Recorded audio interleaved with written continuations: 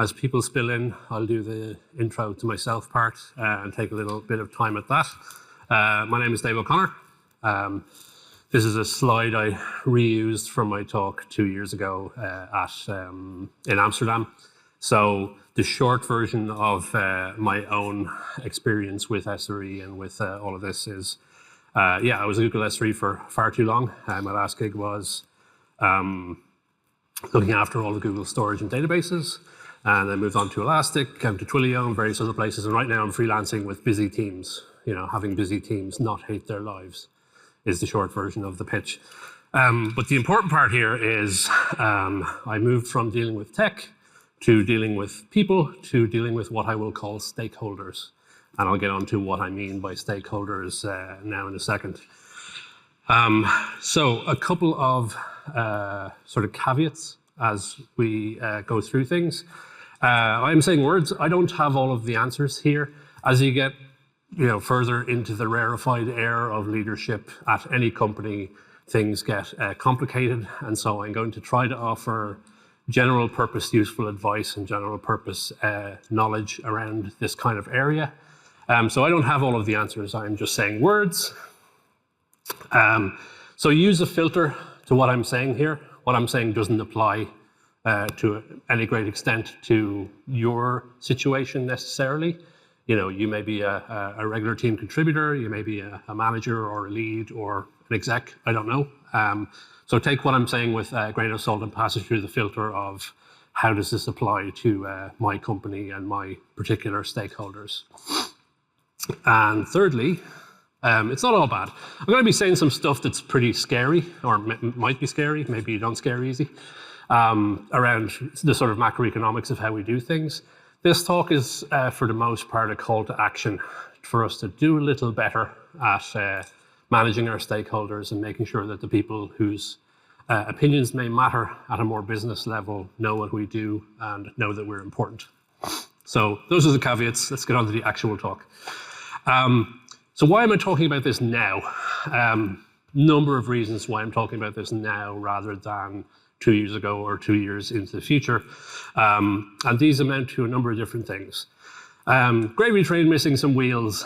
You may have noticed, and one of the key numbers I noticed from the plenary session this morning is there's 550 of us from 200 odd companies, which means that the distribution of how many people companies are sending to this, the most common number in that distribution is 1, right?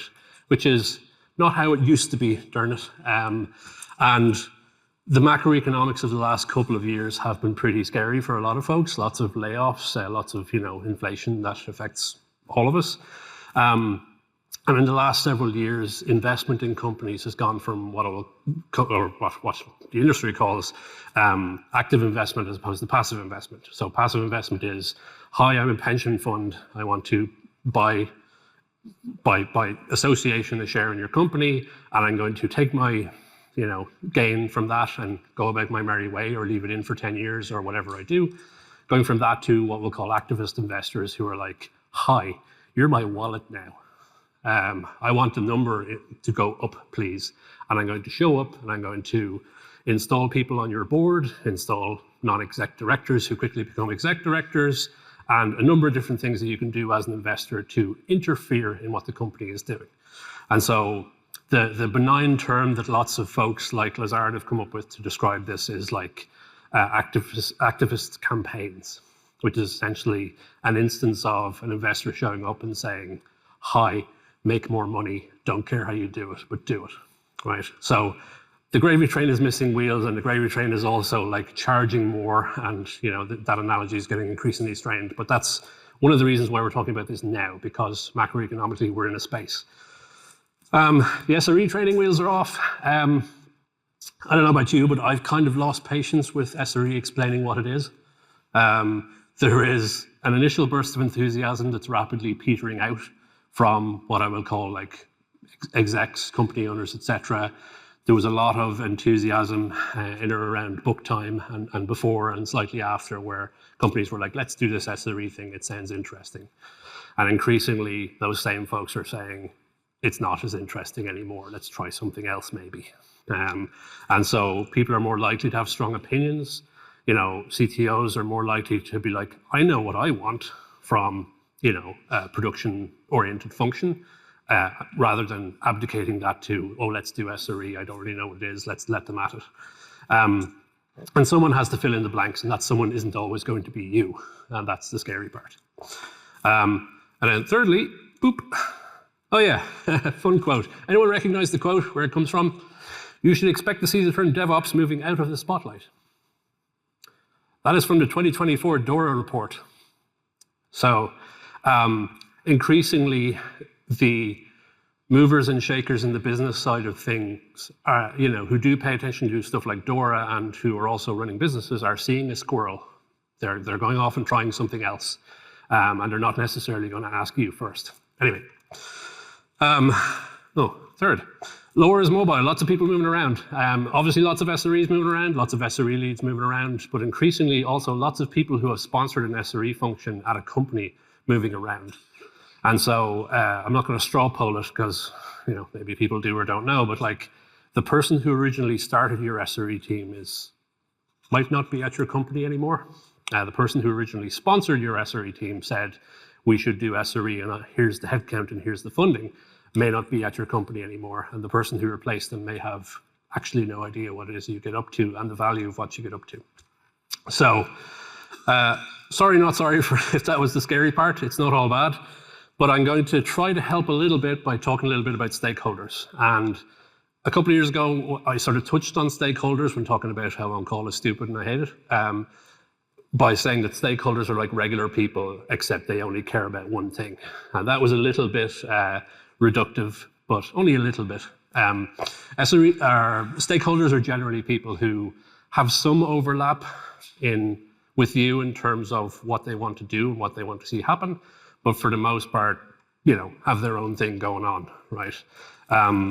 And so I'm going to call out a couple of different kinds of stakeholders. The lines are blurred between these folks and the stuff that they want, but I'm hopefully capturing the superset, so to speak. So first set of stakeholders, sponsors. So in each of these cases, I'm building up a white label, unbranded hierarchy of needs for each of these folks and for the stuff that either you need to provide or make sure is provided. So when I say sponsor, I mean the person who made your team happen at a business level, right? It might be your CTO, might be your VP of Eng, might be your CEO, doesn't matter. But the degree of involvement they have in the day-to-day of what you're up to is like, we have SRE because, right? Think about whether that person is able to complete that sentence in a way that you like. So that is the sentence. And for the most part, we do okay-ish at this, but I've heard some zingers, and we'll get onto those. We'll get onto that. Again, this might be a different person at your company. It might be someone much closer to you, other stuff like that, which is why I have dotted lines. Second up, consumers. So consumers know what SRE's mission is, and they know the pitch. So why do we have SREs? 60 seconds, go. Like, we have SREs because we think that you build it, you run it, doesn't scale, and we need to centralize expertise in a particular place, and here's why that is important, give a specific example, and we also want to control costs in a way that is scalable across the company and has a single point of ingress, and we also want to make sure that we do this in a way that is reproducible and doesn't lose lore over time. Okay, this is my floor, goodbye. Right? Can you do that?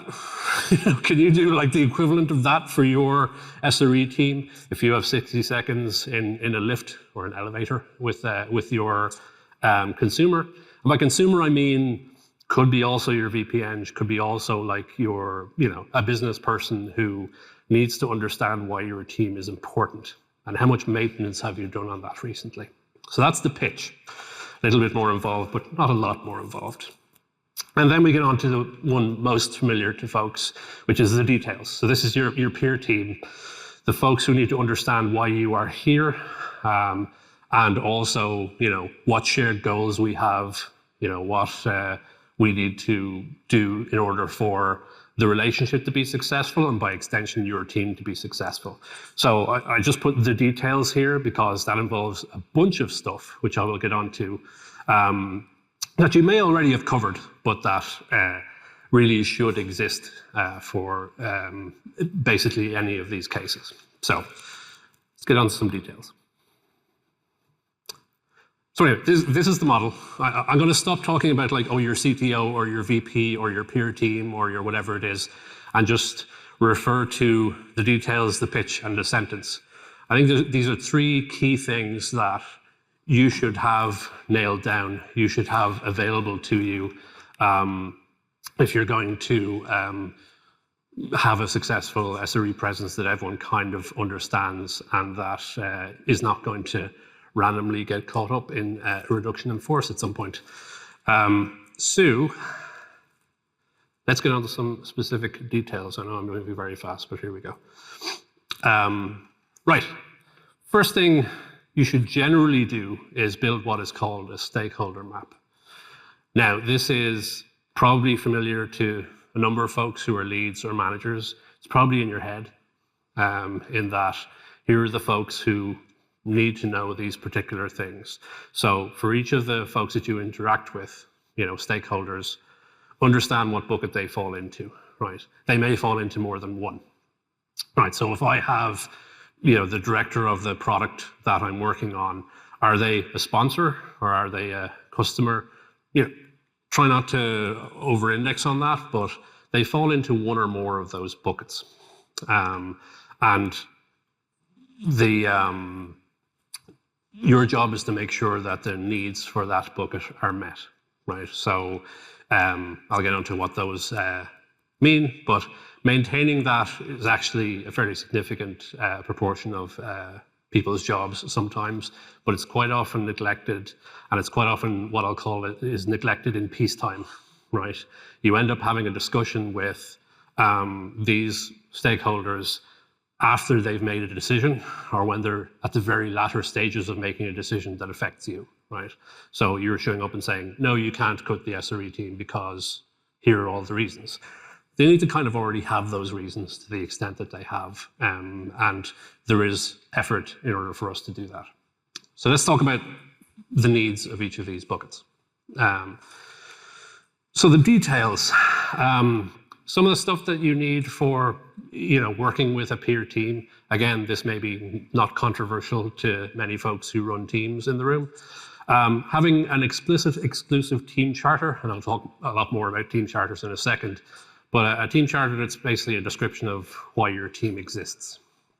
Now, this may seem like table stakes to folks who have managed stakeholders for an SRE team, but it's I've seen some shit, right? I've seen some teams that don't have a charter, and then when I ask the team lead, why is your team here? They're like, I don't know, man, SRE stuff, right?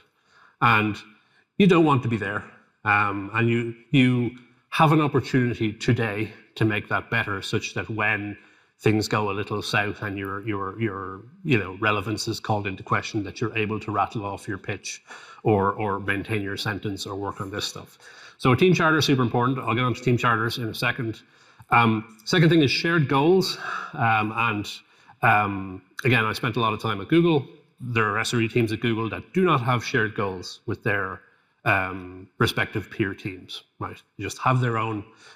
We used OKRs, but whatever way you use to track goals, there needs to be a shared purpose between you and your peer teams. Otherwise, we don't really have a means to work together. And then the roles and responsibilities thing, which is a dirty word in many people's minds, but is super important, that roles and responsibilities are set out, not in a completely legislatively complete way, but in a principled way based off of your charter and the charter of the team that you're working with, right? So my charter is that elevator pitch I gave a second ago. That's the kind, and this is the kind of stuff I get up to, and their charter is schlep product, right? Or whatever refinement of schlep product they want to come up with that makes them happy. So to talk about charters for a second, I've seen a lot of team charters. I want to just put out some details on what to do when you're making a charter and what not so much to do when you're making a team charter. So a team charter on its face is a document that sets out why your team exists and what kind of thing your team does. And that distinction is very important, and I use language carefully there. It's not like a big list of all the stuff my team does, or even, which is slightly better, a big list of all the stuff my team does and all my team doesn't do. But some key things to zero in on, apart from usual due diligence and getting it out there. Another of the key anti-patterns about charters is it's not a secret document. Quite the opposite. In fact, you want to be stapling this to people's faces and saying, read this charter document. This sets out why the SRE team exists. This will be new information to a broad swath of people that may surprise you. Third thing, get buy-in. You want to get buy-in in what I'll call peacetime. You want to go to your, not necessarily your sponsor, but your customers and say, hi, here's the kind of thing, here's why the SRE team exists and the kind of thing we get up to. Does this sound good to you, right? And you might do it you might frame it in the sort of sense of, here's what the team does, here's what your team does, sound good, sound reasonable, and get the, yep, sounds reasonable. Such that when that gets called into question at a certain future point, which will happen, even with the most amicable of sort of team things, teams collectively get put under pressure. And at that point, people start going, yeah, they should be doing that, right? And you want to have something there that has leadership buy-in and that you're happy with and that your team is happy with and willing to stand over. And that it's actually there. You know, you don't want a document that it's like, we're SRE, here's what we do. We don't do any bullshit we don't like doing, the end, right? Because that doesn't stick. That's you know, it is a collaborative document at its core. And then no assumptions. My erstwhile colleague Niall recently wrote a great document on the assumed SLO. And so, which is, the short version is, if you don't explicitly write SLOs and SLIs and SLAs to an extent, people will imagine them and interpose their own assumptions onto it. And so I've been in situations where there is a team who have a lot of production-related work to do, and their plan of record for doing that production-related work is Dave's team is going to do that, right? Even after Dave has gone to them and said Dave's team is not doing that, right? That remains their plan of record, and you'd be surprised with how long people can get away with that. You know, if the charter, you know, specifically sets out, no, we're not, you know, effort for hire. You know, here's what we're here to do, and it's more important than the stuff you don't want to do. And yeah, inform future decisions. And this is related to the sort of don't parts. So losing the philosophy and the details, I have seen charters that try to over-legislate, here's what we do, here's what we don't do, and that bleeds into the sort of roles and responsibilities part, which is not specifically that. We want this to be a sort of a philosophy document more so than a legislative piece, right? You know, set out in your, you know, here's the kind of thing that SRE does. Here's why SRE exists. Here's why we're a separate function. And yeah, if you want to give examples of the kind of thing we do and don't do, that's fine. But you can very much get lost in the details, and there's rules lawyering to be done from all sides on, you know, it says in your charter in paragraph 4, section 2 that you do this. You don't want to paint yourself into too much of a corner.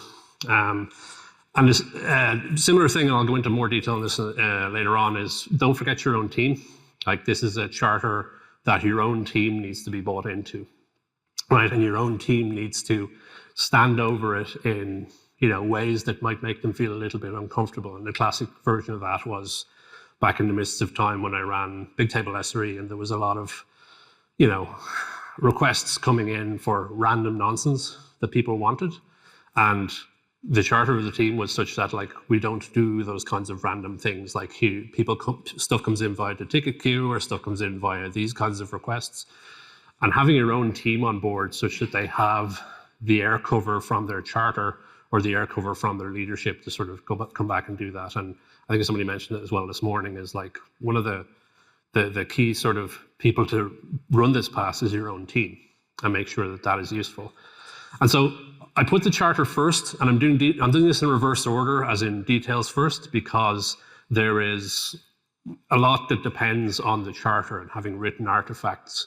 And everything refers back to the sort of written artifact in terms of having a charter. And so, yeah, you want, here's the kind of thing you do in the charter, not UPass butter, right? So, okay. Other stuff around maintaining the details, again, stuff that's been there, shared goal tracking, sort of managing day-to-day interactions. One of the things with managing the details is if you're working with a peer team, like every day, obviously you build up a rapport with that team and with the key folks on that team, and it can get very chummy, and that's great. You know, you want it chummy. But you do want to have occasional check-ins and resets on, like, have our charters bled into each other a little bit? You know, can we be a little more principled in how we assign different things that we do and different ways that we work? And can we do this deliberately instead of accidentally? So similarly to, you know, if you have a good relationship with your manager, right? Every so often, it still behooves you and your manager to sit down and have a career conversation, right? You know, and for your manager to help you out with that, and for you to, you know, say what you want, and for that to result in a longer term with occasional bursts of activity, conversation and relationship. So that's the details. The pitch, you need the charter to have a pitch, because one of the key outcomes I've seen when I've done the pitch with a key stakeholder is that they say, really, that doesn't sound right to me. And they're like, can you prove it for me, or some nice way of saying that? And I go, certainly, we have a team charter which has been signed off by probably you. So here it is. You can go read it if you want. That works for customers and etc. If your sponsor, if your CEO or CTO is showing up saying, show me your team charter, you probably have a different problem. But you do need a charter for this. The other thing with maintaining the pitch is that you want to have similar, but not the exact same kind of check-ins with these customers, right? If you're familiar with RACI, it's like responsible, accountable, consulted, informed. It's a short 5-second RACI talk. But if you are going to stop doing a particular thing, you know, a particular kind of thing, or if you grow a new capability and you want to let folks know and update your charter, you should check in with these folks and say, by the way, we do cost management analysis now. By the way, we do, you know, this thing, or by the way, we don't manage these kinds of systems anymore, right? It works in both directions, that folks have to be consulted and potentially even just informed that, like, hey, what the SRE team is doing has changed or is changing. And again, occasional check-ins and refreshes. A huge crucial thing buried in a bullet point here is pitches to new consumers, and this especially applies the last little while because people are being very mobile right now, whether it was their idea or not. So you're going to run into lots of new folks, new leadership, and there's really no substitute for you showing up and saying, you know, hi, new director, either in my team or in an associated team, I'm going to tell you what SRE does here, because chances are it's different from your last gig, if it even existed. And also chances are your own team have told you some bastardized self-serving version of what I'm about to tell you, right? So there's a bit of sort of grunt work that needs doing with folks like these to go out and say, hi, you're new, let me staple this to your face, hold still, right? And there's just work in order to do that. And then maintaining the sentence. This is a tricky one, because for the most part, you don't really want to be referring to the charter too much or going into too many details. As a very senior mentor of mine once told me, like, when you get up into the C-level of people, like, they have two tools. They have a hammer and a screwdriver, right? And you don't get to pick which one they use, right? So you don't want to scare people with too much information, but you want to send them away with the right notion of why it is that your team is here. So I just call this a vibe check. I just show up and say, hi, I'm from SRE, and see what sentence they come out with, because generally it's that person's job to shake your hand and say, I hear you, blah, or, you know, oh, SRE, you do a thing, you know. And this is strongly informed by what happened the last time they saw you, right? So if they last saw you when there was a giant outage, they're either like, you cause outages, or you save us from outages, hopefully the latter, right? Or if you go and you're asking for headcount, you're like, you ask for headcount a lot, right? You know, that is the sentence. You don't want that to be the sentence. Let me show you some real life examples of the sentence. So best sentence I've ever heard, reliability is part of our product. You guys are essential to producing the product. Full support, everything like that. I will choose reliability over features every time. Eric Schmidt said that to me in 2005. Like, that was as profound a sort of I'm definitely on your side, SRE isn't going anywhere, right? We need to share common practices and infrastructure, good. The next one isn't great, but I put it in green because it's under the category of needs work, but okay, which is the SRE team saves us when things go south. I'm like, we contain multitudes, like, please give us a little more credit, but okay, I'll take it, right? I'm not going to look a gift horse in the mouth. Bad sentences these are all real examples. We need to keep developers working on what's important.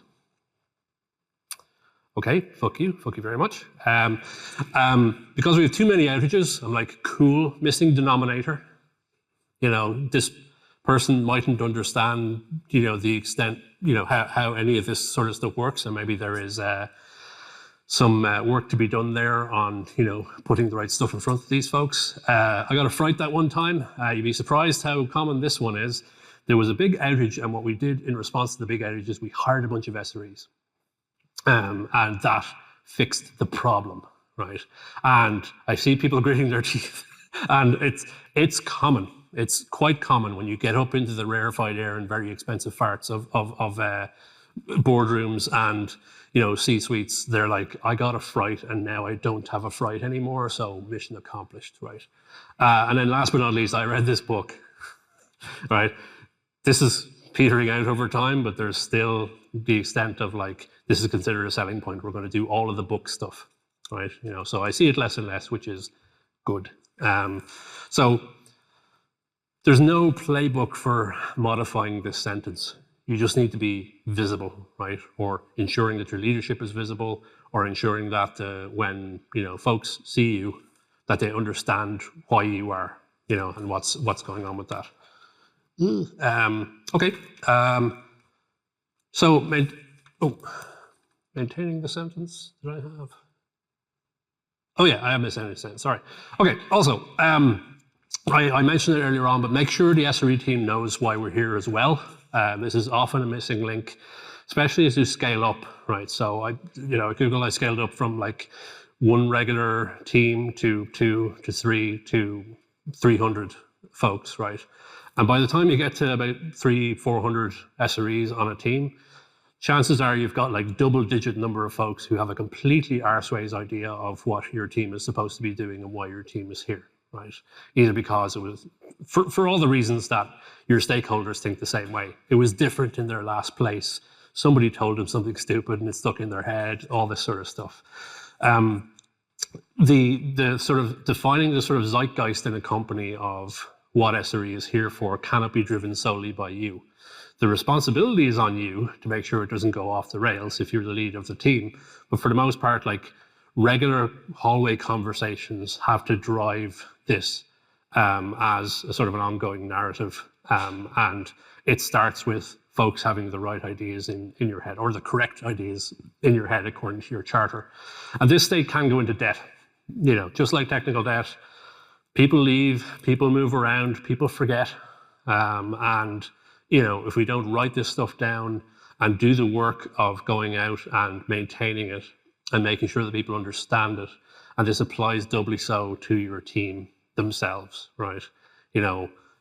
Because again, it can be too late by the time you're going out to folks on your team and saying, no, we don't see things this way. You have the cover to not do this stupid thing. You can do a far more sensible thing. Ideally, you wouldn't have to do that, but there's a certain amount of it that you always end up having to do. This also informs our own direction. And teams that have good charters and reasonable charters, I have found that even if you forget about their stakeholders for a second, they're coming up with their objectives and they're doing things in a particular way that is a lot more conducive to their charter, why they set out sort of the philosophical reason why they exist as a team. So it's just as important to cover this with your team as with your stakeholders. So hopefully that will give you some idea of the different kinds of stakeholders that you will run into and how to sort of maintain some of these things. for the most part, it's a sort of a call to action to, even if you forget everything about this talk, to not forget that this is a thing, like that, especially in the last couple of years, you're having a variety of folks moving around and state is being lost and lore is being lost. And we want to make sure that we're putting in the effort to make sure that the right folks know that we exist for a reason and we're doing good work and here's why we matter. So that's that. Thank you very much.